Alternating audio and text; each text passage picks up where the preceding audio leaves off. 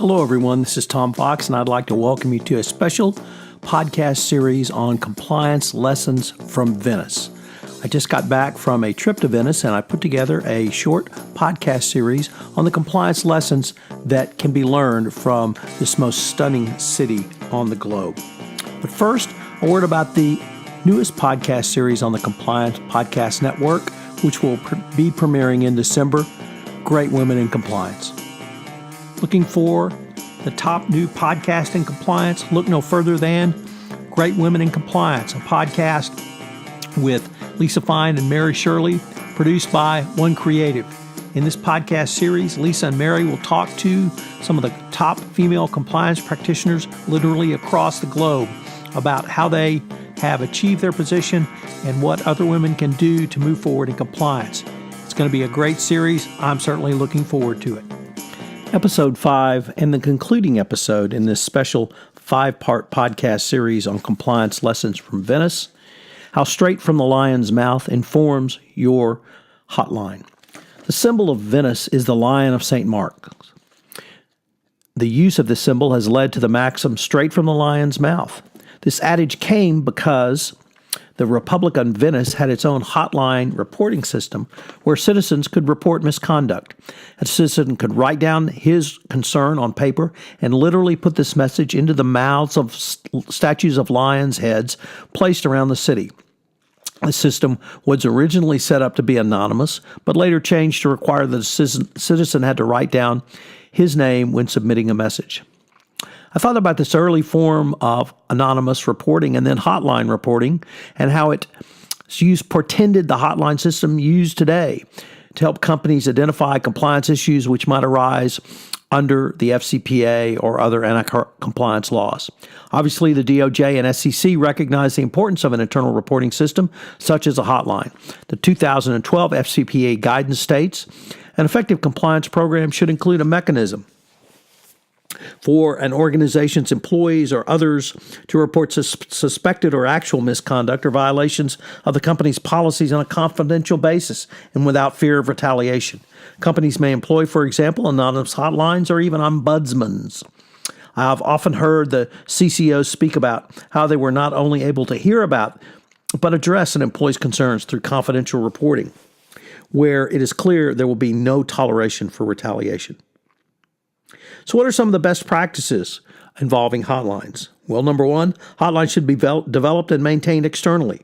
It seems so axiomatic that employees tend to trust hotlines maintained by third parties more than they do their internally maintained systems. Through the submitting of reports via an external hotline, there is a perceived extra layer of anonymity and impartiality compared to a system developed in-house. A third-party provider is also likely to bring specialist expertise that's difficult to match within an organization. Number two, hotline supports the collection of detailed information. As with most everything else, information is power. If a CCO can gather and record information throughout a complaint's life cycle, the company will have greater insight into the situation, and a company can protect itself more effectively from accusations of negligence or wrongdoing. A hotline reporting system should provide consolidated real-time access to data across departments, locations, plus analytic capabilities that allow you to uncover trends and hotspots. All reported materials should be consolidated into one comprehensive, chronologically organized file so a CCO can monitor ongoing process and make better, more informed decisions. Number three, a hotline must meet your company's data retention policies. Under GDPR and other privacy policies, retaining data in a manner consistent is absolutely mandatory. Hotline should offer secure, accessible report retention database, or you may be faced with making your own complicated and costly arrangements for transmitting and storing older reports to permanent storage locations. Number four, hotline should be designed to inspire employee confidence. Retaliation or perceived unfairness to those making hotline complaints will destroy the effectiveness of internal reporting and poison the company's culture. A hotline must be seen to offer the highest levels of protection and anonymity. To encourage employee participation, the hotline should allow them to bring their concerns directly to someone outside the immediate chain of command or workplace environment, especially when the complaint concerns an immediate supervisor. or superior. The hotline should also enable employees to submit a report from the privacy of an off-site computer or terminal or telephone. It may seem like a small convenience, but giving employees the freedom to enter a complaint from a location that is safe can make a huge difference to participation rates. Number 5, the hotline offers on-demand support from subject matter experts. Opening lines of communications can bring new issues to your compliance group. It is therefore important that once those reports are entered into the system, a person or function has the responsibility to follow up in a timely manner. One of the biggest mistakes you can make is to sit on a hotline complaint and let the employee reporting it fester. Additionally, with a short time frame set out in the Dodd-Frank whistleblower hotline section for resolution before an employee can obtain a benefit is going to be critical. 6, the hotline provides inbuilt litigation support and avoidance tools. A company must make certain that the hotline is pre-configured to meet the legal requirements for document retention, attorney work product protections, and attorney-client privilege. Developing these tools in-house can significantly add to your costs, and maintaining a hotline without one exposes your organization to an unacceptable level of risk. 7, the hotline supports direct communications. A hotline should open the lines of communication and give you a direct sightline into the heart of your company. Look for a system that enables you to connect directly, privately, and anonymously with the persons filing a complaint. Direct communications also signals to employees that their complaints are being heard at the highest level. So what are some additional tips that you need to be aware of or need to implement?